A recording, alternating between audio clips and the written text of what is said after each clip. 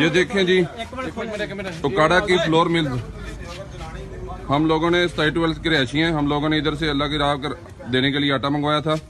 और ये चेक करना इसमें क्या निकलता है। ये देखें, आटा हमने आधा उतार लिया था और आधा ऊपर था।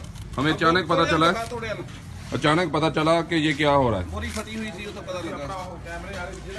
इन होर खोल, ये देखना जरा अब आप।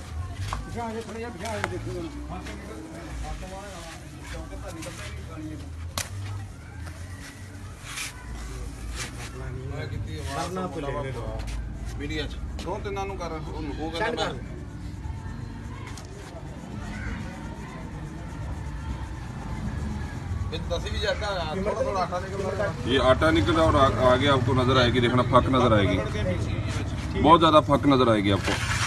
सिर्फ एक छाननी में चावलों वाली फक जो होती है वो।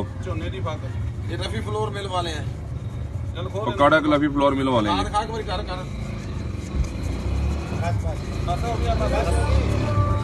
ये देखें, ये आटा देखें, इसमें ये से आटा निकला, ये आटा निकला एक छाननी में से और ये फक निकली है। आधा आटा आधी फक। 410 रुपए का ये 10 किलो का थैला दे रहे हैं। 10 किलो का थैला दे रहे हैं, 410 रुपए का। ये देखना पूरा हम छानेंगे आपके सामने।